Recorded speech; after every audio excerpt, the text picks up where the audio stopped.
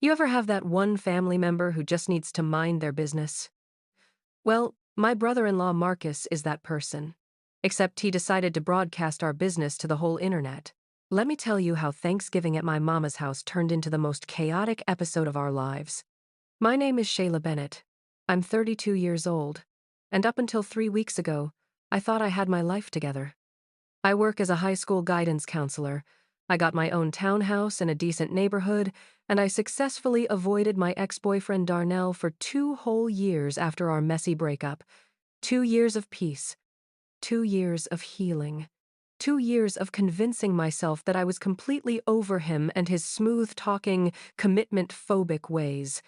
Then my sister called me. "Girl, you sitting down?" Keisha asked, her voice doing that thing where it goes up 3 octaves when she's got gossip. I was actually standing in Target, trying to decide between two different sets of throw pillows, but her tone made me abandon my cart right there in aisle 7. "What happened? Is Mama okay?" "Mama's fine. But you need to know something before Thanksgiving dinner tomorrow." My stomach dropped. In our family, any sentence that starts with, "you need to know something," is never followed by good news. Last time Keisha said that, I found out our cousin Trey had gotten a face tattoo of a butterfly. A whole butterfly. On his face. "Auntie Gloria is bringing a +1 to dinner," Keisha said, pausing for dramatic effect like she was revealing the killer in a murder mystery. "Okay, and?" "Auntie Gloria always bringing somebody new around. Last Christmas it was that man who claimed he invented flavored water. Girl, this is different. She's bringing Darnell." I swear the fluorescent lights in Target started flickering. Or maybe that was just my vision going blurry. "I'm sorry. What?" "Your ex-boyfriend, Darnell. Auntie Gloria met him at some spoken-word poetry night downtown, and apparently they've been dating for 6 weeks. She has no idea he's your ex because you know Auntie Gloria never pays attention to nothing unless it's directly about her." I stood there in the middle of Target, probably looking like I'd seen a ghost, while a woman tried to squeeze past me to get to the holiday decorations. 6 weeks. My 5 8-year-old auntie had been dating my 3 4-year-old ex-boyfriend for 6 weeks, and nobody thought to mention this to me until the day before Thanksgiving. "Shayla, you still there?" "I'm here. I'm just trying to figure out if this is real life or if I'm having some kind of stress-induced hallucination." "It's real, sis. And it gets worse." "How could it possibly get worse?" "Marcus started a podcast." Now, you have to understand something about my brother-in-law, Marcus. He's the type of man who watched one episode of Joe Rogan and decided he was a content creator. He bought a whole microphone setup, some LED lights that change colors, and a banner that says, "The Real Talk with Marcus Hayes," in fonts that don't even match. He's been trying to get this podcast off the ground for 8 months, and up until now, his only listeners were his mama and a guy named Kevin, who I'm pretty sure is a bot. What does Marcus's podcast have to do with anything? "He's been recording family dinners," Keisha said, "without telling anybody. And he's been making episodes about our family secrets, except he's changing names, just barely enough to avoid getting completely disowned. Last week he did a whole episode about Uncle Jerome's failed mall kiosk businesses, and Uncle Jerome found it because someone sent it to him in a Facebook group. You're telling me that Marcus has been secretly recording us? Girl, yes. And you know tomorrow is going to be a mess with Auntie Gloria bringing Darnell. Marcus is probably already planning the episode in his head. He told Keisha he wants to call it "When Your Auntie Dates Your Ex," a Thanksgiving betrayal. I leaned against a shelf of scented candles, trying to process this information. My ex-boyfriend was dating my auntie. My brother-in-law was running an unauthorized family podcast. And I had less than 24 hours to mentally prepare for what was shaping up to be the most uncomfortable Thanksgiving dinner in Bennett family history. "I'm not going," I said firmly. "Yes, you are. You know Mama will have a whole fit if you don't show up. Plus, you can't let Darnell think you're bothered." She was right. My mama, Dorothy Bennett, did not play about family gatherings. Missing Thanksgiving would result in a series of guilt-trip phone calls that would last until next Thanksgiving, possibly longer. And Keisha was also right about the second thing. I couldn't give Darnell the satisfaction of thinking I cared enough about him to skip a holiday. Fine, I'll be there. But if Marcus points that microphone at me, I'm throwing it in the sweet potato casserole. The next day, I pulled up to my mama's house in Capitol Heights at exactly 2 p.m., which was the time she'd specified in the group chat. I'd taken extra care with my appearance, putting on my good jeans, the ones that made my figure look amazing, and a burgundy sweater that brought out my skin tone perfectly. My hair was freshly done, laid to the gods, edges smooth. If I was going to face my ex-boyfriend and his disturbing relationship with my auntie, I was going to look incredible doing it. My mama's house was a modest brick rancher that she'd owned for 30 years, and the smell of her cooking could be detected from the driveway. Collard greens, mac and cheese, fried turkey, cornbread, and her famous peach cobbler that people wrote poems about. Under normal circumstances, this would be heaven. Today, it felt like I was walking into a trap. I could hear voices before I even opened the door. My mama's laugh, loud and joyful. My daddy's deeper chuckle. Kids running around, probably my nieces and nephews hopped up on the sparkling cider Mama always bought special for Thanksgiving. And then I heard it. That voice, smooth as butter, confident, with just enough bass to make you pay attention. Darnell. I took a deep breath, grabbed the store-bought rolls I'd picked up because I cannot cook to save my life, and walked inside. The scene that greeted me was like something out of a sitcom. My whole family was crammed into Mama's living room and dining room area. My daddy, Robert, was in his recliner watching the game with Uncle Jerome and my cousin Trey, who still had that unfortunate butterfly tattoo. My mama was in the kitchen with my sister Keisha, both of them basting the turkey and arguing about whether you're supposed to cover it with foil or not. My nieces, Imani and Zara, were playing with dolls on the floor, and my nephew Marcus Jr. was showing my brother Kevin something on his tablet. And there, sitting on the couch like he owned the place, was Darnell, next to my Auntie Gloria, who had her hand possessively on his knee. Darnell looked exactly the same, tall, lean, with a fade so sharp it could cut glass and a smile that used to make my knees weak but now just made my eye twitch. He was wearing a burgundy sweater, the same color as mine. We were matching like we'd planned it, which made everything 100 times worse. "Shayla, baby, you made it," my mama called from the kitchen, wiping her hands on her apron as she came to hug me.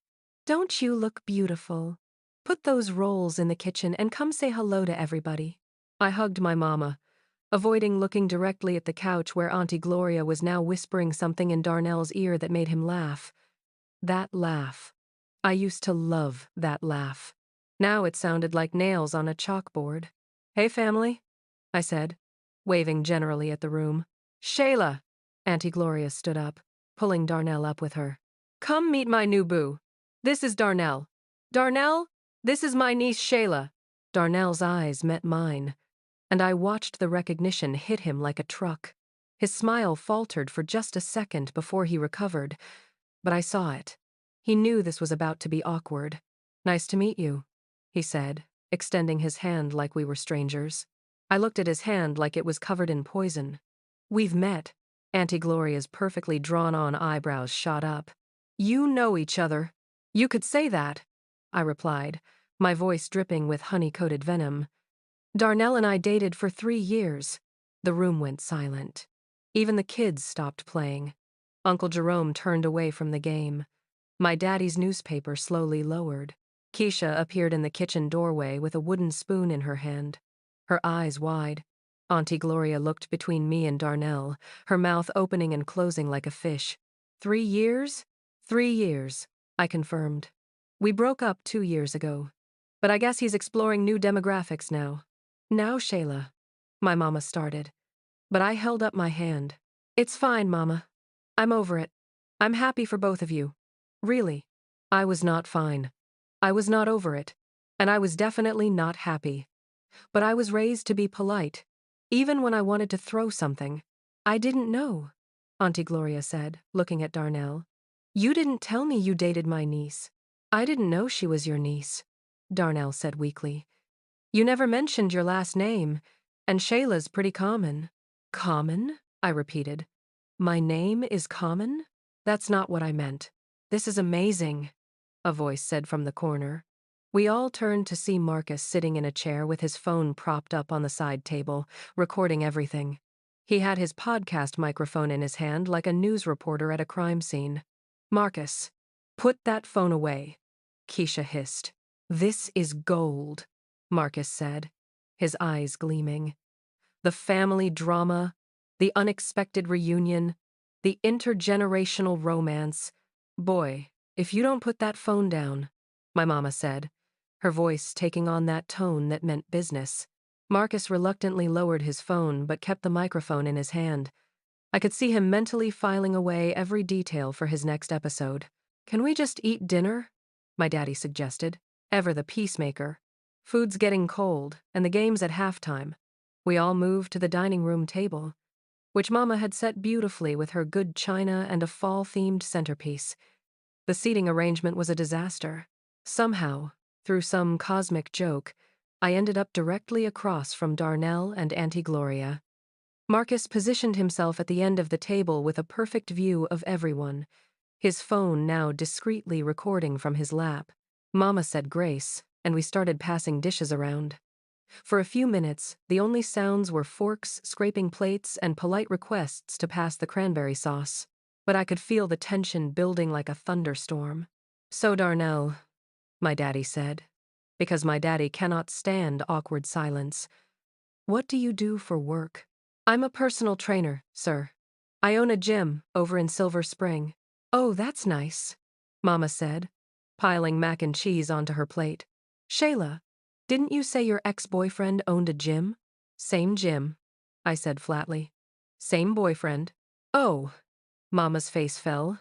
Well, the turkey is good, Mrs. Bennet, Darnell said, desperately trying to change the subject. It's a fried turkey, Uncle Jerome announced. I fried it this morning in the driveway. Used my new turkey fryer. Cost me about $80 from Costco. But it's worth every penny. That's a good price, Darnell said, clearly grateful for any conversation that didn't involve our past relationship. How long have you two been dating? I asked, my voice sweet as pie, looking between Auntie Gloria and Darnell. 6 weeks, Auntie Gloria said, squeezing Darnell's arm. Best 6 weeks of my life. Darnell is so mature, so ready for commitment, not like these other men out here playing games. I nearly choked on my cornbread. Darnell? Ready for commitment? The same Darnell who told me he wasn't ready to define the relationship after 3 years together? The same Darnell who said marriage was just a piece of paper when I brought up our future? That's interesting, I said, taking a long sip of my wine. Real interesting. Shayla, Keisha warned, shooting me a look across the table. What? I'm just making conversation. So, Darnell, Marcus chimed in, and I could see that gleam in his eye again. How do you feel about dating someone who's significantly older than your ex-girlfriend? Do you think it's the maturity you were looking for? Or is it more about... Marcus, my mama said sharply. We're having a nice family dinner. I'm just asking questions, Ma. Good podcasts are built on asking the hard questions. There is no podcast happening at my dinner table, Mama said firmly. But Marcus had opened the floodgates. Uncle Jerome leaned forward, his interest clearly piqued. I mean, it is kind of wild, Gloria. You're 58. Darnell, you look like you're about 35. 34, Darnell corrected. That's a 24-year age gap, Trey calculated, his butterfly tattoo crinkling as he scrunched his face in concentration. That's like a whole generation. Age is just a number, Auntie Gloria said defensively. Darnell and I connect on a spiritual level. He sees me for who I truly am. I snorted into my wine glass. I couldn't help it. Something funny, Shayla? Auntie Gloria asked, her voice sharp. No, Auntie. I'm just remembering how Darnell also connected with me on a spiritual level. Right up until he decided spirituality was too confining for his journey of self-discovery. Okay, that's not fair, Darnell said, setting down his fork. We were in different places in our lives. You're right, I said, leaning back in my chair. I was in a place where I wanted a committed relationship with someone my own age. You were apparently in a place where you were scouting for my relatives. I didn't know she was your aunt. How could you not know? We have the same last name. You never told me your aunt's name was Gloria Bennett. It came up multiple times. Remember when we went to her birthday party? Darnell's face went pale. That was your Aunt Gloria? The one and only. Oh my God. Darnell put his head in his hands. The woman who kept asking me about my intentions and told me I had good energy? That's her. Auntie Gloria looked between us, her face a mixture of confusion and dawning horror. You brought him to my birthday party? 2 years ago. You told him he should pursue me because I needed a strong black man in my life. I don't remember that, Auntie Gloria said weakly. Of course you don't. You were 3 glasses of Moscato deep and trying to set me up with every man at the party. This is incredible, Marcus whispered, and I saw him tapping notes into his phone under the table. Marcus, I swear to God, Keisha said. My mama stood up from the table, her hands on her hips. Okay, everybody just calm down. We're family. We're going to get through this like adults. Mrs. Bennett, I want to apologize, Darnell said, standing up as well. I genuinely didn't know Gloria was related to Shayla. If I had known, I never would have pursued the relationship. So you're saying the only reason you wouldn't date my aunt is because she's related to me? I asked. Not because she's old enough to be your mother? She's not old enough to be my mother, Darnell protested.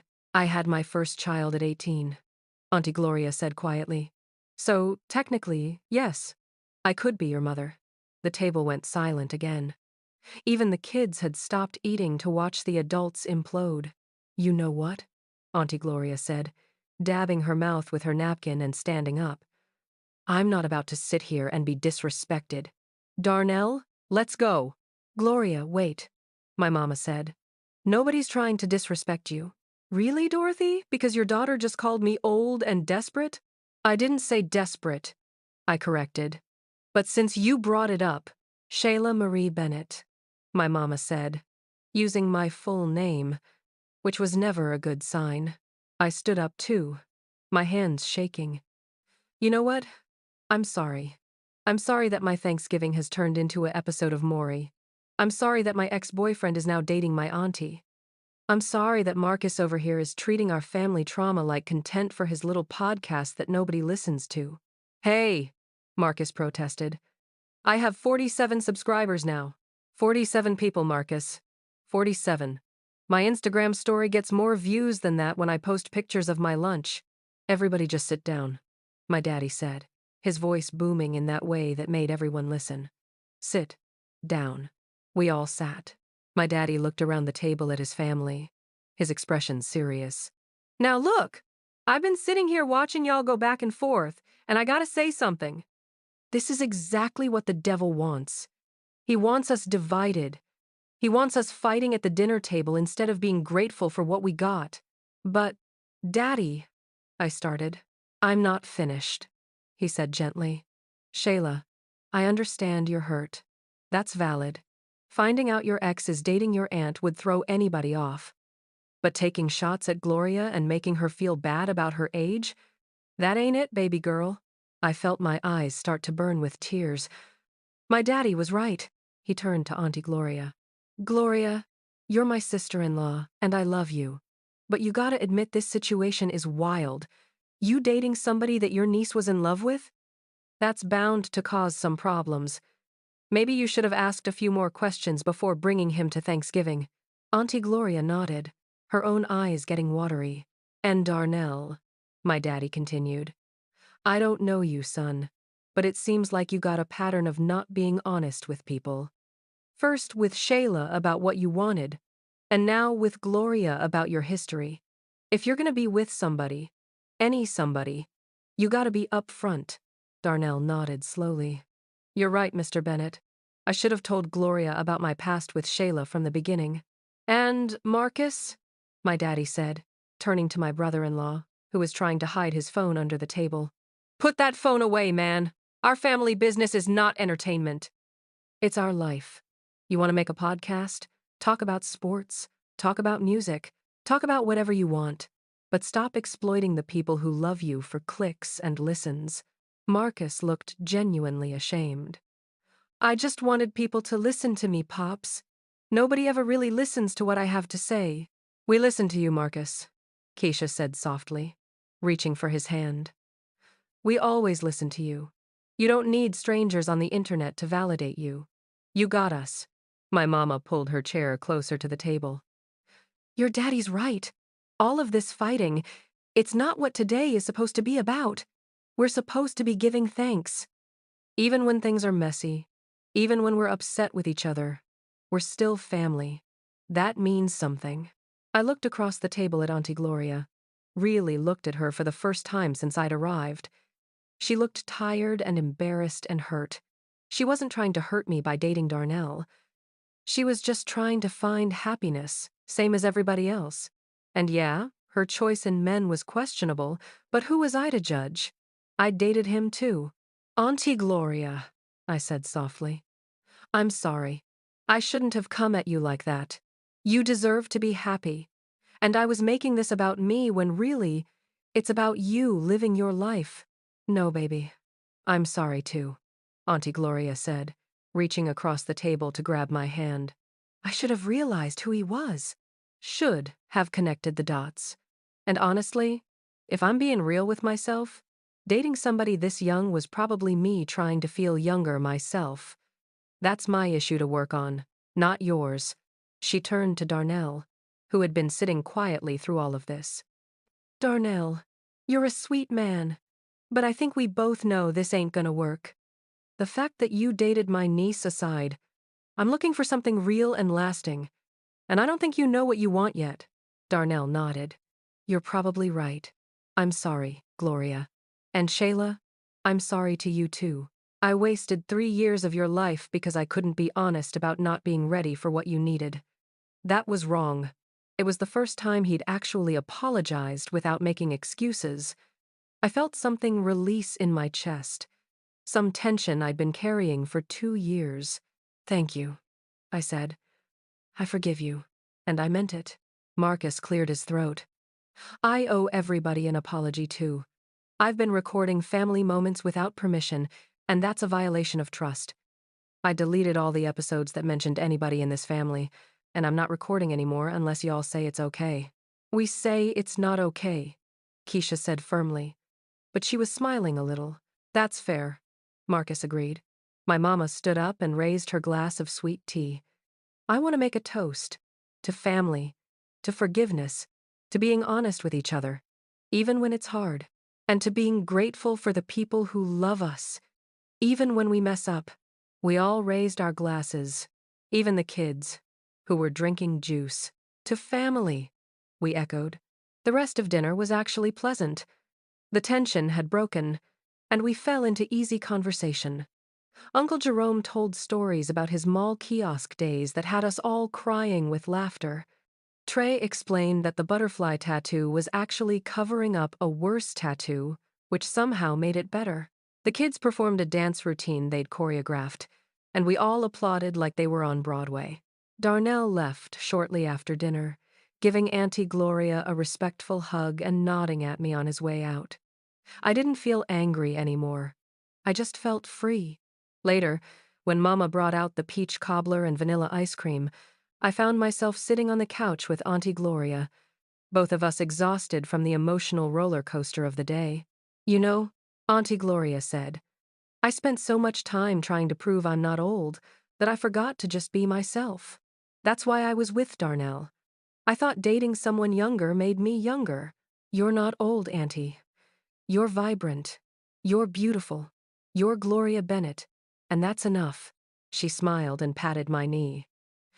You're going to find somebody who deserves you, Shay Shay. Somebody who's ready for all that love you got to give. I know, I said. And so will you. Marcus approached us carefully, like we might bite. Can I just say that today was wild, but also kind of beautiful? Like, we all aired everything out and came back together. That's real family right there. Marcus, if you put any of this in your podcast, I started. I won't, he promised. But hypothetically, if I did a fictional episode about a family that goes through something similar, would y'all listen? No, Auntie Gloria.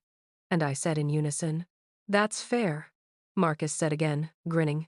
As the evening wound down and people started heading home, I helped my mama clean up the kitchen.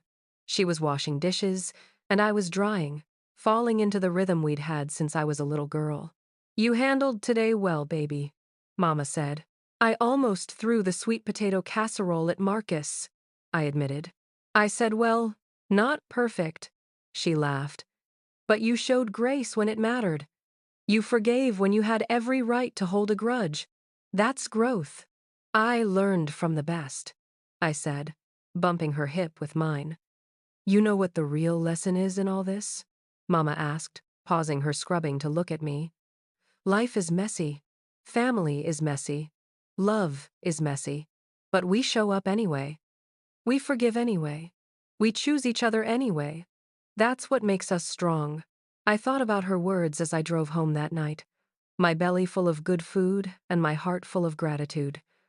The day had started as a potential disaster, but it ended with healing, with honest conversations, with forgiveness that was earned and freely given. Marcus never did make that podcast episode, though I heard from Keisha that he pivoted to doing a show about vintage sneakers, which somehow got more listeners than all his family drama content combined. Auntie Gloria started dating a man her own age who owned a landscaping business, and they seemed genuinely happy. And Darnell sent me a text a few weeks later. A simple thank you for forgiving me that I read and then deleted because I didn't need that energy in my life anymore. As for me, I learned that holding grudges takes up too much space in your heart. That family will drive you crazy, but they're worth showing up for. That authenticity beats performance every time. And that sometimes the most chaotic Thanksgiving dinner can teach you the most important lessons about love, grace, and what it really means to be part of a family. Because at the end of the day, we're all just trying to figure it out, doing the best we can with what we know, hoping that the people who love us will extend grace when we mess up. And if we're lucky, we'll have a mama who makes peach cobbler that tastes like heaven, and a family who will call us out when we're wrong but stand with us when we're right. That's the real blessing. Not the perfect family. Not the drama-free dinner. But the family that shows up, works through the mess, and chooses love even when it's hard. And honestly, I wouldn't trade my chaotic, loving, occasionally podcast-recording family for anything in the world. Like this video if it touched something in you. Subscribe if you want to hear more stories about what it means to be human, to be family, and to choose love even when it's complicated. I'll see you next time.